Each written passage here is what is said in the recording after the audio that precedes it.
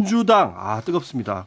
오늘부터 호남 권리당원 투표가 이제 시작되는데 이번 선거 이제 경선 처음에 들어가면서부터 계속했던 얘기가 호남. 계속 호남이 가장 최대 승부처. 당연히 그럴 수밖에 없는 게 여기가 32%더라고요. 권리당원이. 그렇습니다. 그래서 자, 둘 다 김민석 승 예측하세요? 호남은 전 김민석 승으로 승. 봅니다. 네. 네. 제가 묻고 싶은 건 모든 패널들이 다 김민석 승이라 하시니까 그냥 일단 요거부터 여쭤볼게요. 네. 한 15% 이상 나는 압도적 승이냐 아니면 그냥 근소한 차의 승이냐. 자, 어떻게 보세요? 저는 먼저. 전북까지 크게 길 거로 보기 때문에 압도적 승리? 15% 이상 승리라고 봅니다. 압도적 승리. 자, 저는 전북 때문에 네. 신승할 것 같아요. 신승. 예, 자. 그러니까 전북은 그래도 정청래 후보가 지킬 것 같아요. 의견이 엇갈렸습니다. 자, 네. 압도적 승리로 보는 이유 얘기해 주세요. 전남 광주에 대해서는 이설이 없어요. 네, 대부분의 맞아요. 패널이. 이설이 없죠. 예, 네. 전북이 문제예요. 네. 근데 전북에 대해서 네. 뭐 정청래 후보가 당대표 시절부터 내려와가지고 공을 많이 들였고 여러 번 갔고 네, 그러니까. 뭐 임원택 도지사가 존재하고 맞아요. 여차저차 하잖아요. 네. 근데 이 변수를 놓치면 안 되는 것이 네. 두 가지인데 첫 번째는 지방선거 때 임원택 도지사의 그 공천 과정에서 불만을 가진 네. 당원들이 많아요. 그러니 김관영 무소속 후보한테도 표가 그렇게 많이 갔죠. 그렇죠. 그러면 이제 도지사가 이원택 도지사가 당선되고 나서는 그 앙금이 다 해결되고 공천 그렇게 봤더니 잘하네 이원택 도지사 그런 여론으로 돌아섰느냐 그렇지가 않습니다. 전북이 네. 여전히 그 도지사의 그 뒷행보가 마음에 안 들어서 거 봐봐 공천 이렇게 정청래 대표 그 당시 대표가 이런 식으로 해가지고 이상하잖아라는 비토 정서가 많은 것으로 저는 들었어요. 네. 그러면 지금 획기적인 방향 전환이 안 된 상태에서 전북에 계신 분들도 전남하고 크게 다르지 않게 네. 뭐 가령 예를 들면 뭐 호남 반도체 우리는 소외됐어 그런 거 가지고 판단한 게 아니고 네. 우리가 만든 대통령 기본적으로 호남 분들은 우리 지역의 이익보다도 네. 이 대한민국 대통령 특히 민주당 계열의 대통령 우리가 만든다고 인식하는 네. 분들인데 네. 우리가 만든 대통령을 이런 식으로 괴롭히고 1년여 만에 네. 힘들게 해 이건 용서할 수 없어. 네. 그 정서가 훨씬 더 비등해 간다고 저는 봐요. 그래서 압도적인 승리. 네. 자, 신승을 거둘 거라고 보시는 또 반격 한번 해보세요. 그러니까 이게 그 이원석 제가 지금 갑자기 이름이 전북도지사님이 도지사. 예, 하여튼. 전북도지사님이 그 분과 이제 김관영 네. 후보 간에 이게 친청 대 반청 싸움이에요. 그렇죠. 친청 대 반청 싸움이 네. 이미 지난 선거에서 이원택 도지사죠. 네네. 친청 대 반청 싸움이 지난 선거에서 이미 표가 나왔잖아요. 네. 그러면 이게 숫자가 나온 거예요. 반청도 표가 굉장히 많이 나왔어요. 네. 하지만 친청 표가 훨씬 많이 나왔어요. 그러면 이미 그게 나온 겁니다. 네. 그래서 그게 그런데 몇 달 사이에 유의미하게 변경될 만한 여지가 있냐? 저는 없다고 보고 또 하나 오히려 친청 대 반청의 비율이 더 벌어질 거리는 있어요. 왜냐하면 우리가 사실 사촌이 땅을 사면 배가 아프다고 하는데 이 호남 반도체가 메가 프로젝트 전남 얘기하시는 거죠? 광주에 집중되어 있습니다. 근데 전북은 사실 새만금만 해도 지금 몇십 년째입니까? 네.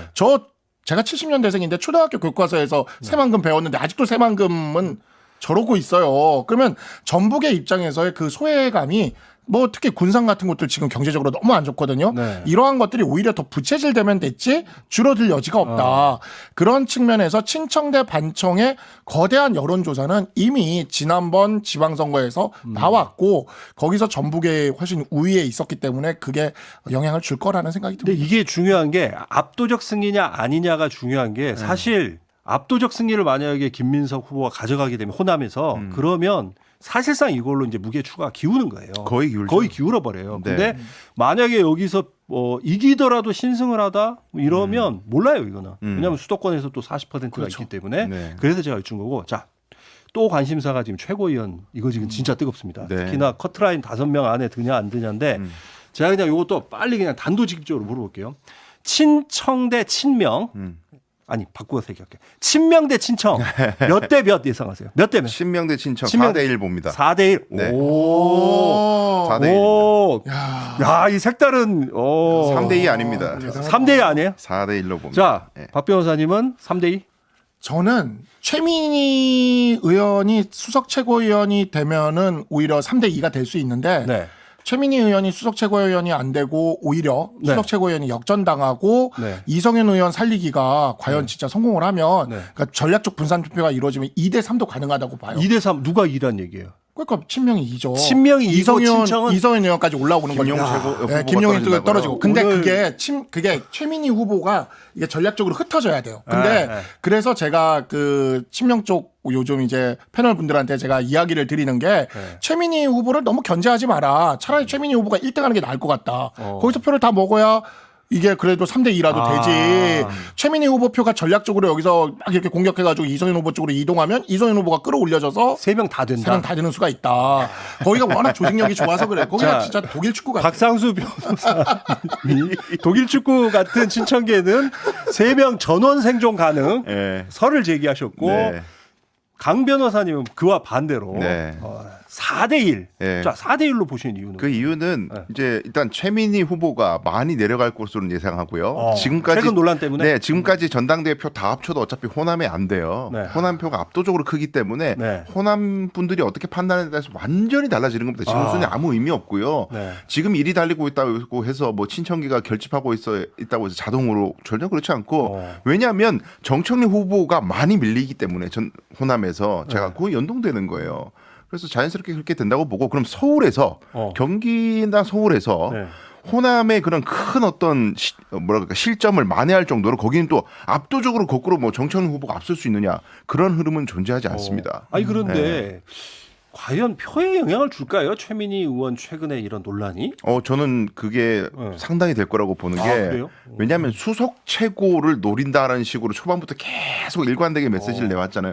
저는 4대1 중에 그 일은 최민희 후보라고 봐요. 일은 후보라고 보는데 수석이 안 될 거라고 봅니다. 자, 이른바 뭐 슈퍼위크잖아요. 그렇죠. 이번 주. 두 분 현재 중간 판세 분석 그리고 전망 부탁드립니다. 대표 후보 선거부터 말씀을 드리면은 네. 지금 뭐 김민석, 정청래 이 두 분이 1.5% 정도 차이로 박빙이긴 하지만은 대세 흐름 추세는 김민석 후보에게 넘어간 것이 아닌가 그렇게 좀 예측을 해 봅니다. 다양하게 뭐 호남 쪽의 권리당원 분들을 접촉해 본 분들의 증언 그리고 각종 언론에 보도된 호남 지역의 민주당 지지층과 무당층의 지지율 이런 것들을 보면 김민석 후보가 조사 기관마다 편차는 좀 있지만 앞서 나가는 것은 일정한 추세로 나온다 그런 생각이 들어서 저는 어찌 보면 호남과 수도권에서 상당히 큰 격차로 정청래 후보를 이겨서 1순위 투표에서 김민석 후보가 당대표로 당선될 가능성이 높지 않을까 그런 생각이 들고 최고위원 선거 같은 경우에는 지금 말씀드려요? 아니면 뒤에 얘기해요? 뒤에 얘기해 주세요. 알겠습니다. 네네. 일단 당대표부터. 네. 그러면 선호 투표까지는 안 까고 그냥 첫 번에 그냥 첫 판에 끝날 수 있다. 그럴 이렇게 가능성이 보시는 있어 거예요? 보여요. 그러니까 그게 전략적인 투표와 쏠림 현상도 나올 것 같습니다. 그래서 송영길 후보의 득표율이 좀 더 낮아지지 않을까. 송영길 1순위 찍는 것보다 일단은 김민석 찍어가지고 우리가 과반 넘겨서 정통성 논란 이런 거 없애버려야 되겠다. 그런 생각을 권리당원 분들이 좀 강하게 하지 않을까라고 분석을 해봅니다. 동의하십니까? 예, 뭐 큰 틀에서는 동의를 하고 이제 어제 나온 리얼미터가 있고 오늘 스트레이트 뉴스 조원 씨의 나이 뭐 나온 거 있는 거 보면은 전체적으로 김민석 후보가 좀 앞서고 그 리얼미터 같은 경우에는 호남에서는 거의 더블 스코어예요. 거의 30% 차. 예, 더블 스코어. 저는 그 정도까지는 안 나올 거라고 봅니다. 그러니까 이게 당원들이 투표를 하는 거니까 여론조사하고는 조금 다르겠지만은 김민석 후보가 우세인 거는 부인할 수 없고 그 지난해 전당대회를 보면은 물론 상황도 다르고 다 다르지만은 정청래 후보가 66.5 정도를 얻었거든요. 평균 66.49인가를 얻었는데 호남이 거의 똑같았어요. 득표율이 호남에서. 그리고 그때는 어떻게 묶였냐면은 인천 경기가 묶어서 따로따로 발표하지 않고 묶어서 발표하고 그 서울 강원 제주를 묶어가지고 했는데 서울 강원 제주에서 67 정청래 득표율이 권리당원 67 인천 경기에서 68이었어요. 그러니까 이걸로 유추할 수 있는 거는 그러니까 강성 지지층 아니면 좀 정청래 대표한테 우호적인 사람들이 수도권에 더 많다라는 거예요. 호남보다는. 근데 호남은 지금 전략적 투표를 할 준비가 돼 있는 것 같아요. 제가 뭐 호남은 원래 옛날부터 예를 들면은 민주당이 마음에 안 들면은 뭐 국민의당을 다수당으로 뭐 이렇게 호남에서 압도적 다수로 만든다든지 뭐 조국혁신당도 막 밀어주고 막 이랬잖아요. 지금은 김민석 쪽을 좀 밀어주는 것 같고 최대 피해자가 송영길 후보가 될 것 같아요. 제가 보기에는 원래 여론조사 최근 거 이전 거 보면은요 한 15% 나왔어요. 호남에서. 근데 이 리얼미터나 이거 보면은 6% 7% 나옵니다 지금. 그러니까 송영기 여유가 있었으면은 만약에 그러면 송영길 후보한테 표를 줬을 텐데 아마 그 송영길 표가 김민석한테 좀 더 많이 갈 것 같다. 그래서 정청래 후보가 호남에서 앞자리가 3을 찍을 것 같아요. 제가 보기에는. 호남에서 앞자리가 3을 찍는다. 그러니까 뭐 30부터 39까지 다 3이니까 4를 못 찍을 수도 있겠다. 지금 분위기가. 예. 그렇게 되면 아무래도 판세가 그러니까 그 정도의 격차가 있고 수도권에서 좀 더 유리하게 와야 되는데 여기에서 격차가 너무 많이 벌어지면은 수도권에서 약간 선전하더라도 그 갭을 메우기가 힘들어지지 않을까 그 생각이 들어요. 예. 김민석 후보가 오늘 김어준의 겸손은 힘들다 뉴스공장에 출연했는데 정청래 후보 당선되면 지난 1년보다 더 어려워질 것이다. 전당대회가 제가 생각하는 일반적 흐름대로 끝나면 하락이 곧 멈추고 한 달 안에 반등의 조짐이 시작돼서 3개월 후 정도면 실제로 정당 지지율 10% 회복한다고 확신한다고 밝혔어요. 근데 정 후보도 어제 같은 방송에서 당대표가 본인이 되면 이재명 대통령 지지율이 10%포인트 이상 오를 거다. 핵심 코어 지지층이 돌아올 거다. 이런 얘기했거든요. 희망사항 같아요. 이럴 가능성은 좀 저는 낮게 봅니다. 컨벤션 효과가 나타나야 되는데 오히려 더 역컨벤션 효과가 나타나지 않을까 좀 생각이 들어요. 보통 전당대회를 하기 시작을 하면요. 이 지지층들이 적극적으로 지지 여론조사에 응답을 해서 이렇게 지지율이 올라가는 현상이 벌어지는데 지금은 대통령 지지율 떨어지고 있고 당 지지율도 이렇게 정치 아니면 좀 하락하는 그런 수치가 나오더라고요. 그런 거 보면은 전당대회 끝나고 나면 진쪽 지지층들이 뭐야 지금. 우리가 졌잖아. 이거 정말 당이 어떻게 되는 거야. 이거 당 도저히 지지 못하겠어. 이런 마음을 갖고 비주류 활동을 좀 더 강화하지 않을까 그런 생각도 들고 만약 김민석 정청래 두 분 중에 지는 분 같은 경우에는 겉으로야 흔쾌하게 우리 이재명 정권의 국정 성공을 위해서 힘을 다 합치겠습니다. 라고 해놓고 본인의 정치적인 생명력을 더 연장시키거나 강화시키기 위해서는 비주류 활동을 더 강하게 할 수밖에 없어서 당대표에 대한 비판과 대통령에 대한 견제의 메시지를 낼 가능성이 좀 높아 보입니다. 그래서 저는 오히려 지지율이 하락하지 않을까라고 전망을 해봅니다.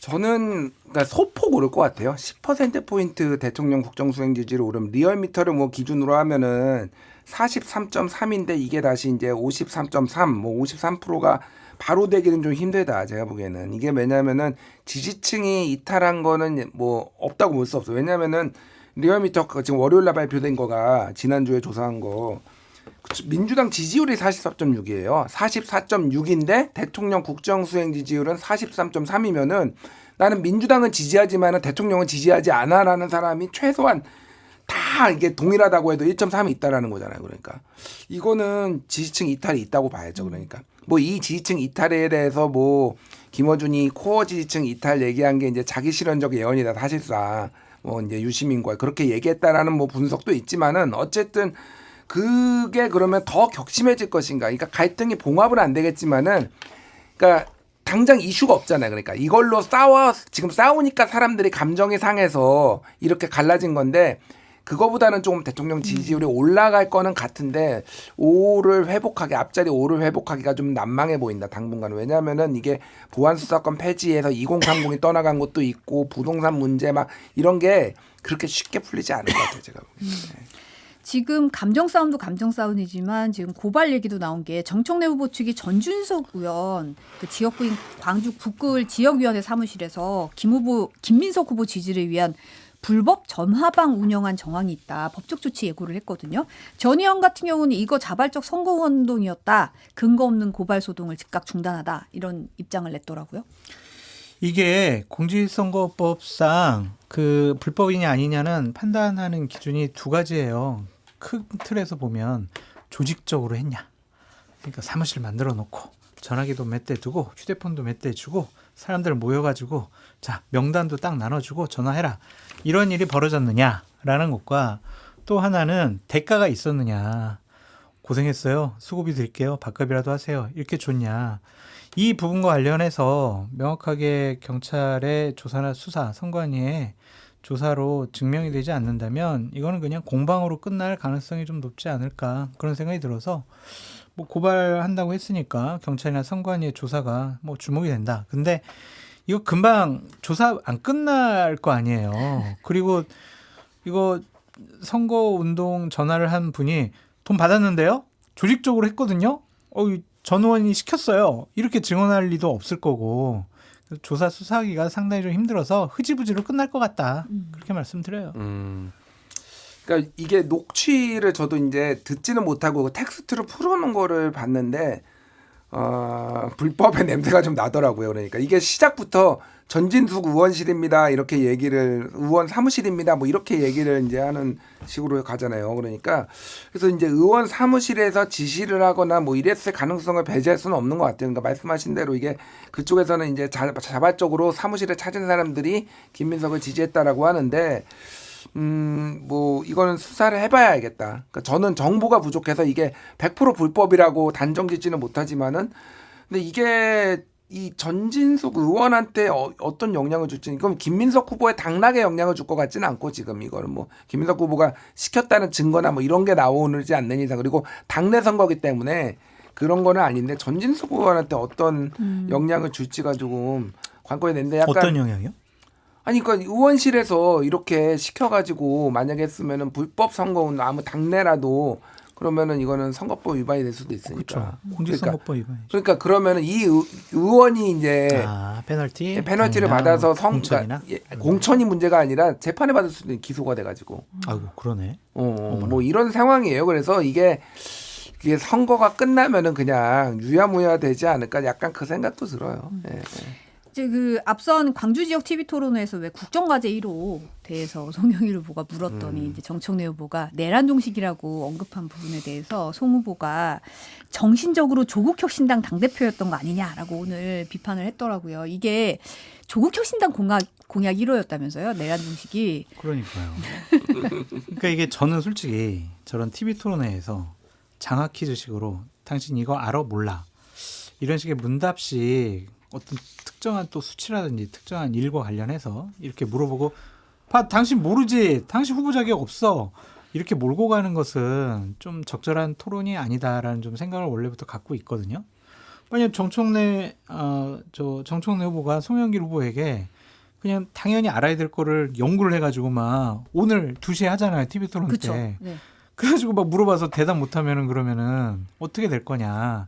솔직히 저는 이러한 토론은 별론데 근데 당연히 1호 공약은 알았어야죠. 당대표인데. 준비 부족, 자인하셔야 된다. 그런 생각 들어요. 오늘 물어볼까요, 뭘? 오늘 정청래 대표의 평상시에 이제 뭐 성격, 평정 뭐 이런 거 보면은 좀 짓궂게라도 지난번에 저 이렇게 물어봐가지고 저를 곤란스럽게 만들으셨는데 저도 한번 송영길 후보 곤란하게 좀 만들어 볼게요. 하면서 뭐 물어볼 수 있죠. 뭐 이렇게. 근데 송영길하고는 안 싸우려고 해서 이쪽은 김민석하고만 싸우려고 해서 정청래 후보는 뭐 그럴 것 같지는 않는데 그러니까 뭐 장학 퀴즈식이 별로 좋지 않다라는 생각은 하는데 또 뭐 예를 들면 대선 후보가 알리백 정도는 알아야 되는 거 아닌가요? 그러니까 예. 그러니까 재생에너지 100% 뭐 이런 거는 그러니까 이게 뭐 문제가 있다고 보지 않고 저는 다른 것도 아니고 5.18 정신의 헌법 전문 수록이잖아요. 그러면은 호남에서 유세를 하면은 사실은 그 정도는 좀 준비를 했었어야 된다 생각해요. 그렇죠. 강원도에서는 그렇게 어머니와 호남을 외치더니 막상 호남에 와서 토론하니까 준비가 안 된 모습이 있으면은 그러니까 전체적으로 보면은 제가 이 1차, 2차 그리고 호남 이제 오늘이 사실은 지상파로는 3차지만 이거 4차라고 하면은 4차는 이제 좀 이따 보면 되고 저는 1차는 정청래 후보가 제일 잘했다고 개인적으로 비슷비슷한데 그렇게 했어요. 약간 능구렁이 같았다 이런 평가를 제가 다른 방송에서 했고 2차는 비슷비슷했는데 송영길이 신스 스틸러였다. 3차는 정청래 후보가 제일 못했어요. 누가 잘했는지는 모르겠어요. 그러니까 제가 보기에는 이 지금 자기가 열세라는 거를 인지를 하면은 그거를 어떻게 타개를 해야 될지에 대해서 전략을 좀 잘못 짠 것 같아요. 그러니까 무슨 얘기냐면 조금 사람을 뭐 무시하냐 이렇게 기업인들은 좀 만나는 받습니까? 그러니까 사람을 무시하냐라는 게 그게 좋은 전략인가? 김민석이 사람을 무시한다라고 하는 게 그러니까 그 얘기 뭐 이현주랑 강덕구랑 어떤 관계냐 김민석한테 뭐 이런 거 물어보는 거 그게 호남 지금 투표를 앞둔 사람들한테 무슨 의미가 있지? 자기 지지층한테는 맞아 쟤들은 다 한 팀이야 뭐 짜고 한 거야 뭐 이렇게 할 수 있지만은 추가적으로 가져오는 데는 별로 도움이 안 되거든요 제가 보기에는. 근데 약간 전체적으로 좀 위축된 게 보였다 정청래 후보 그거에 쐐기를 박은 게 이 이제 국정과제 1호 공약 아니었나 그 생각이 들어요. 네.